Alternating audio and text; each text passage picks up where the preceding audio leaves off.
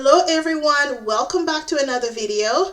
In today's video, I'm talking all things no buy challenges. If you have been on YouTube following financial channels for a while, I'm sure you are inundated with no buy videos. So in this video, this is my take on how I am going to be using this no buy strategy to significantly reduce my spending in 2025 and hopefully use that as a stepping stool to handle all of the mountain of debt that I have. Let's go ahead and get started.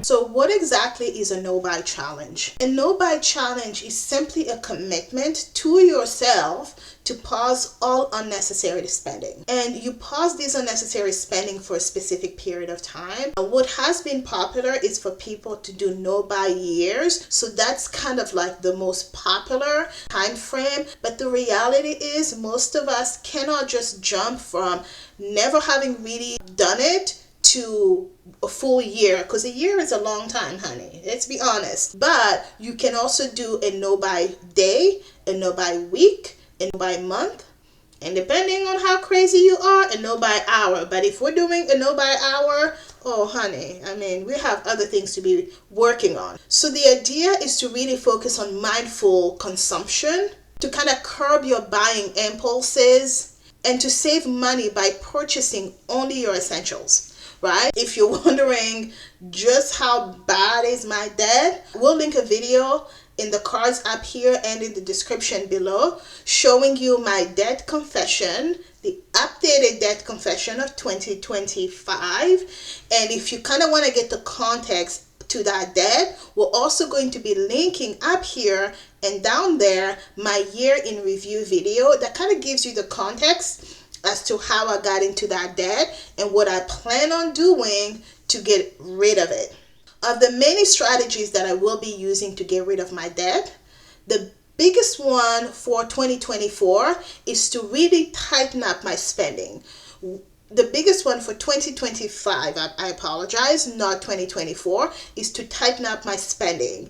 In 2024, I just incurred a whole lot of costs because I moved 3 times. Yes, you hear that. 3 different times cross country.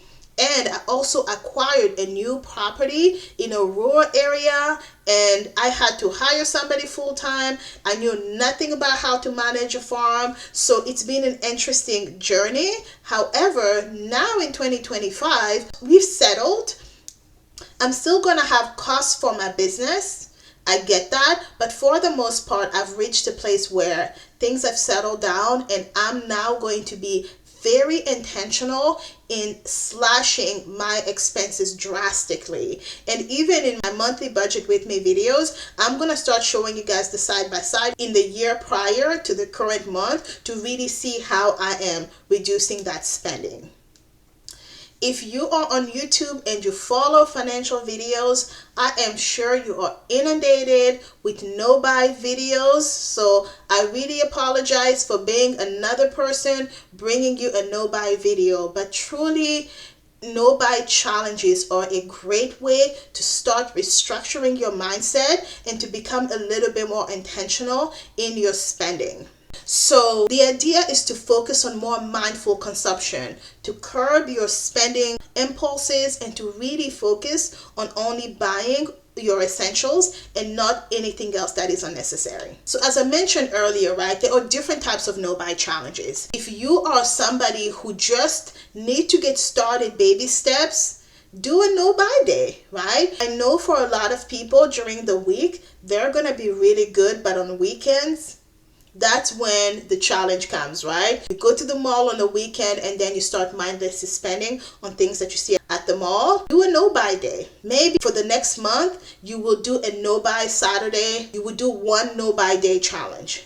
And if you can deal with a no-buy day, make it a full week. Pause all of the discretionary, unnecessary spending for a full week. And once you can handle a full week, take it to a month. Don't spend anything unnecessary for a month. If you can survive a month, do a quarter, right? So the time frame is really up to you. The goal here is that you are structuring what works best for you, right? The 4 key dates that I have are usually no by day, no by weeks, no by month, and no by years, but you can also have a no by quarter. Right? 12-week challenge. I'm sure that's also another popular book on the different finance channels. So the rules are rules that you set for yourself, right? So you can follow a lot of people's rules, but eventually you want to figure out which rules make sense for you. So here are kind of like some key goals that are common in a lot of no-buy challenges. So the goal is first to save money. So by reducing wasteful spending, you're accumulating money for your savings, right? So the purpose, 1, save your money. 2, decluttering. Along with the no-buy year, a lot of people attach it to decluttering things around their house. So you end up using what you already have instead of accumulating more things. Women, we are notorious for buying 15 different lipsticks that we're never going to use, extra mascara, things that we're not using. And by forcing yourself to not buy any more than what you already have in your house, you are not just reducing the amount of clutter that you have, but you're also using up the things that you have and you're saving money. The third benefit of the challenge is that you are increasing mindful consumption. So you're breaking the habit of impulse buying, right? Because I think most of us are not even aware that we're impulse buyers. We just think that we're good. However, when you start this challenge, this is really when you realize, I'm an addict, save me, right? Most people who are addicts don't realize that they're addicts until they are forced to stop what they're doing. And most of us, when it comes to spending, it's the same, right? When you actually force to stop what you're doing, you will realize that, ooh, this is not good. The fourth reason or key goals of the buy challenge that is very common is that it helps people reset the habits that they have and their relationship with money.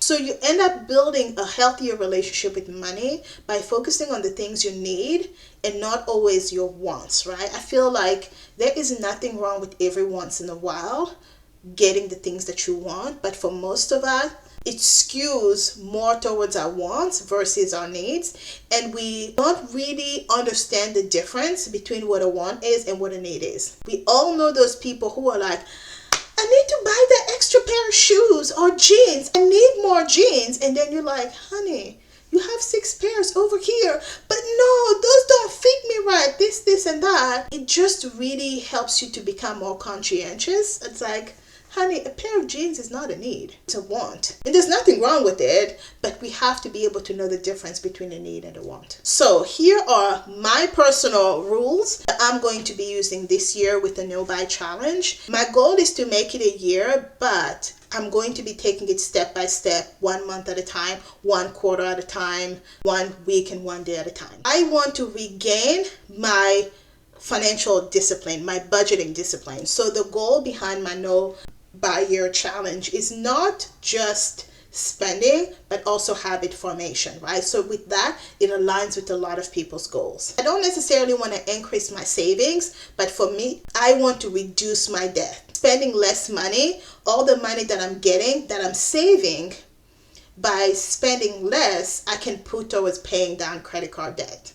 And hopefully raising my credit score as well, because in about 2 to 3 years, I will need to buy another property because that's what your girl does, right? And I also want to be better prepared for emergencies.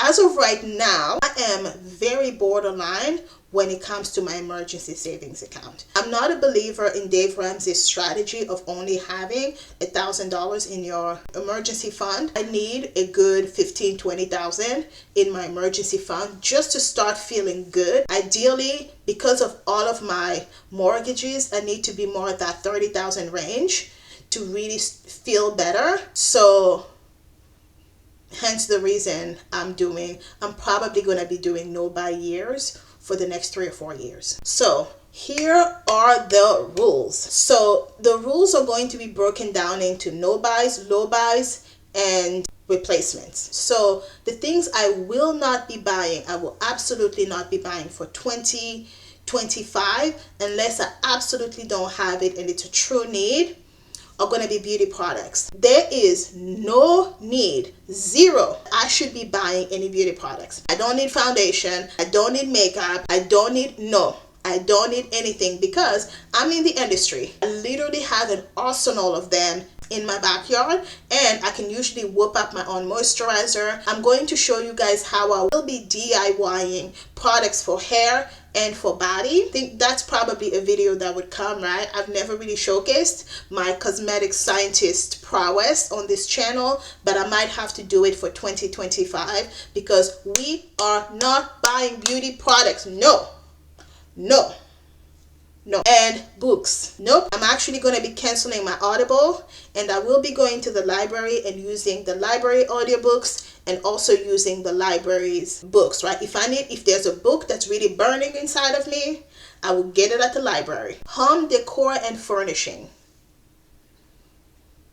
After setting up the Airbnb in 2024, no, I am not spending another penny on home decor. I have more than enough home decor, so no more spending money on that in 2025. We are going to work with the things we got. Kitchen gadgets, nope. If something breaks, I will learn to deal with it, or I will buy it on Facebook Marketplace. Stockpiling. Am I the only one who has this disease? It's so bad. Because of my scarcity mindset, I always fear that I wouldn't end up having enough of something. So with almost everything in my house, I end up buying 2, 3, 4, 5 of the same thing. T-shirt, buy 4 different 5 colors. Honey, the store is still gonna be there. Your checks are still coming. Why do you need 3 or 4 of the same thing today right now? So the whole stockpiling thing, I'm Xing that. And also something else that I'm gonna stop doing, buying things in bulk at Costco. Unless it's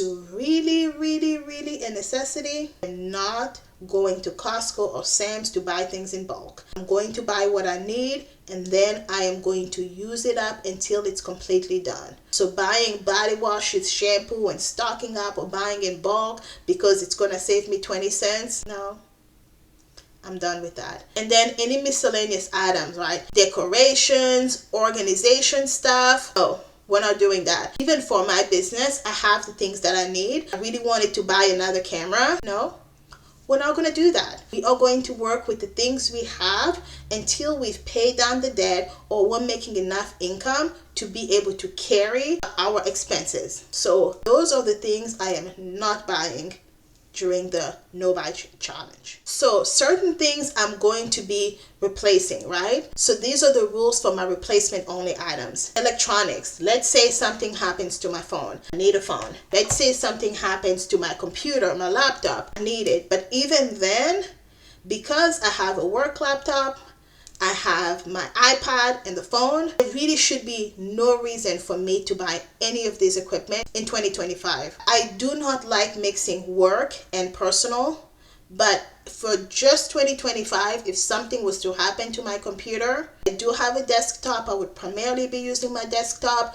but let's say I'm traveling for work, I might use my work computer for some personal stuff, but knock on wood, that doesn't happen in 2025. Office supplies. Yes, if I run out of certain office supplies like pens, my printers replace printers ink, of course I'm going to replace that. Toiletries and skincare like body wash and stuff like that, I will not buy in bulk, but I will buy one at a time until that thing is completely gone. But when it comes to even body products, I am personally moving away from buying things to DIYing them myself. The next one, household cleaning stuff. So for example, instead of buying the Clorox all-purpose cleaner, I'm going to make my own all-purpose cleaner with water, vinegar. I bought the 75% vinegar online, so much better. A little bit of Dawn dish soap, and I'm going to use that to do most of my cleaning.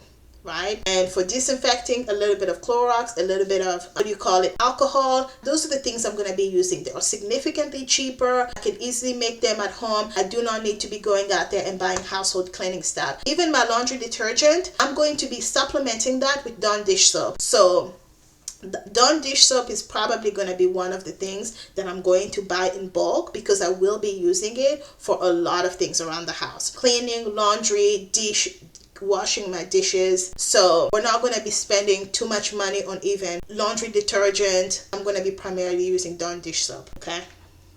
It works, and baking soda. So if you haven't seen those videos on girls showing you how to DIY your home cleaning products, please do watch them, because it's the safer way and the less chemically approach. And I should know better because everything is a chemical, but anyhow, right? So if you just wanted to reduce the amount of extra chemicals that go into your home, and you also want to save money, DIY your cleaning products. Trust me, I've been doing it actually since 2012. Just every once in a while I get into a bind and I buy those products, but ideally I've always been a DIY cleaning product girl. It also helps to keep the bottom of your sink cabinets free of all of the extra individual products that drive me crazy. Anyhow, that's a tangent. Let's go back to the no-buy year. Now, things that for me will not necessarily be a no-buy. These will be my low-buy, right? So these are things that I will be managing how much of these things I am actually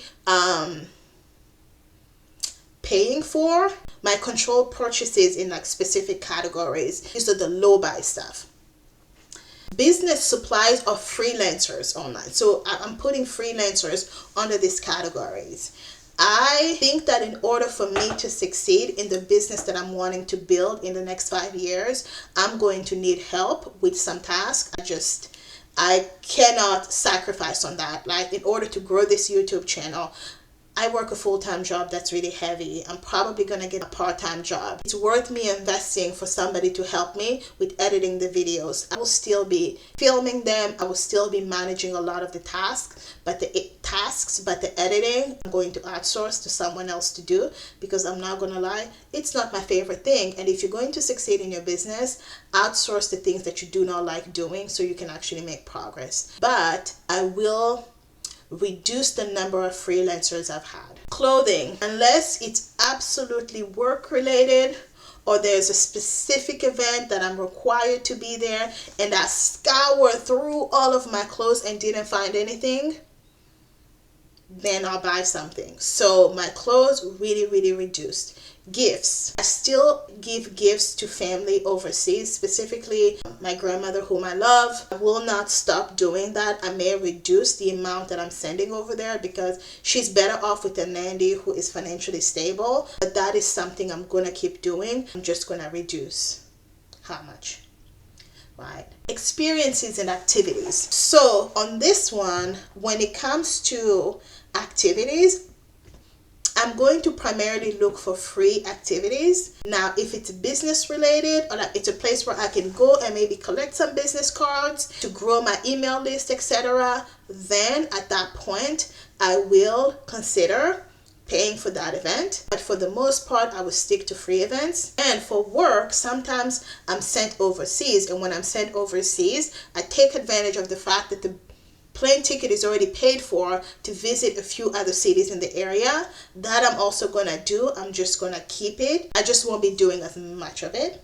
as I've done in the past. So these are the low buy rules. So we talked about the no buys, we talked about the replacements, and then we talked about the low buys. Now, this is really important. Here are the things that are allowed. I would really hope that this doesn't need to be said, but I think that there are always people out there who may be a little bit confused. Your bills, your rent, your mortgage, I mean, you still have to pay for your obligations, right? I mean, hopefully it goes without saying. Health stuff, medicine, vitamins, you should be paying for those because that's health related. For me, business expenses, I have rental properties, I have Airbnbs, and like I mentioned earlier, for my online business and my financial coaching business, I do hire freelancers who help me in the business. I will still be spending some money on those expenses. So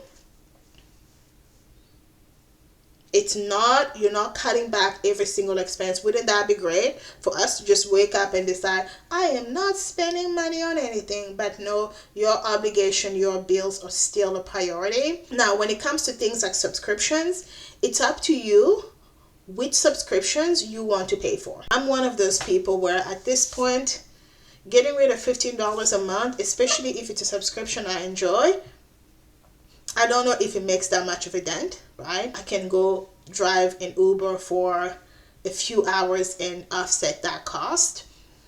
But I am going to be cognizant of how many subscriptions I pay for. I've already started cutting back on some of them. So, and for the most part, YouTube is where I've really been forcing myself to spend most of my time. I think 1 or 2 subscriptions is good enough. I will never go rid of Max. Never, ever, ever. Oh, actually, here is something that I did when it comes to subscription. Tangent. Thank you for allowing me a tangent. So start looking at your credit cards. When it comes to subscriptions, you guys, here is a great tip that you're often not thinking about. You could get subscriptions for free, or you can get bundles at a significantly lower rate. If you have Comcast, in Denver, it's called Xfinity. I was able to get Netflix, Apple TV, and Peacock for $15 a month. Bundles are great. Disney has a bundle of Disney Plus, Max, and Hulu for, I believe, about $16.99. So between those 2 alone, I don't need any more subscriptions. 2 subscriptions, 6 different streaming services, that is all you need. And then, of course, if you have Walmart Plus, you automatically have Paramount, unless they change that. If you have certain credit cards, look at your credit cards and see which one of them are going to give you a reimbursement on your subscriptions. So for example, Uber, I Uber a lot for work. Uber Eats, and I Uber to the airport to and fro, and when I travel, instead of renting a car, often I will use an Uber. You guys, one of my credit cards give me a free Uber membership. So when it comes to subscriptions, look at your credit cards, look at the things that you're signing up for. You could be significantly reducing how much you pay, or you could bundle more than one service so that you're getting more value for your money. Of course, with bundles, you do have commercials, but you know what, honey, when you are trying to pay down debt, or you don't have a lot of income coming in, beggars can be choosers. We will sit there and we will watch those commercials, honey. Tangent over. So how exactly do I plan on succeeding with this no buy year for 2024? So I am putting in place a few things, right? So it's like I'm habit stacking. No buy year is one of the tools that I'm using. I'm also using intermittent fasting. So lately what I've been doing, I stopped eating breakfast altogether. My goal is to also eventually stop eating lunch. Not only is that good for my body, because your girl needs to lose some weight and boost her energy so that I have the energy to do all of the things that I need to do to pay down this debt, but intermittent fasting also helps you save money significantly, because instead of me having to buy coffee creamer, and breakfast foods, I have completely eliminated that category for my food. So I'm really hoping that that would reflect itself in my spending at the grocery store next year. And when I eliminate lunch, it's going to be even better, because now that is 2 meals that I'm eliminating. So very much lots of savings. So that's a daily practice. The other daily practice that I am using is minimalism. You can see even with my clothes, I've opted now for wearing the same clothes in a lot of my videos, because to be honest, I do not need a closet full of clutter. In my office, I will be getting rid of stuff and sell as much as I can. So just moving away from the mindset of consumption and always having a whole lot of things around you, into a mindset of having freedom in my head, in my space, and even in my computer, right? Just cleaning up as much as I can. So by habit stacking, no buy year, reducing spending on frivolous things, intermittent fasting, reducing how much food I consume, and minimalism, reducing how much clutter I have around me, all of these things are habits that I'm stacking up to help me succeed in 2025. So I've already started this year, right? So my goal is to keep my freezer as empty as possible. I've been slowly decluttering. I will link a picture somewhere around here of how I decluttered my pantry, and it looks so much better because I have less things. And let me tell you something, none of the things that I decluttered I needed. I really didn't. So right now the things are in my garage, but that is something else that I will also be tackling, right? You have to take it one step at a time. You can't just throw things away. I kept some things in the garage, and I'm glad I did, because there were a few things that I needed, but not too many. In January, towards the end of January, I will go back and declutter everything, absolutely everything in the garage. When it comes to buying food, I will be a little bit more intentional in using a shopping list. So instead of just kind of randomly buying things here, I will prep meals for that week. What is the meal that I want to cook for this week? I will buy only the things that I need for that meal and cook that food. And also, I will be very intentional in using Amazon. I'm seriously considering getting rid of my Amazon Prime membership so that I'm forced to not just impulse shop on Amazon, because it's so easy. It's so easy to just mindlessly click on Amazon and buy this and buy that. So for me, Amazon and Walmart are a category on my budget because of how much I spend at both of those places. So we'll see. I'm not sure that I will be cutting back on Amazon. And for the most part, I am not an impulse buyer when it comes to clothes, but I am when it comes to like things on Amazon and food and stuff like that. So that's why those two are my biggest focus for 2025. So that right there is how I plan to win 2025 using the no buy challenges. I don't know that it will be a full year, but what I can tell you is that my commitment to reducing my spending is very real. And in a way, I have no choice. I have to. There's no if and ends or buts about it. I know that throughout the year there will be ups and downs, but for the most part, at the end of the year, I am confident that I will have significantly less in my spending. If you would like to join me on this no buy challenge, I'm going to leave a link in the description down below of a quick no buy guide so you can create your own no buy guide and start your own personal challenge. So as always, you guys, thank you for joining me for another video. Please do leave me a comment below. What are you doing to win in 2025 when it comes to your finances? Are you somebody who's now debt free and are focusing on boosting your savings, your investment? Or just like me, are you saddled with debt and you're looking for strategies to pay off that debt? Let me know how you're doing. And also, I appreciate you for watching.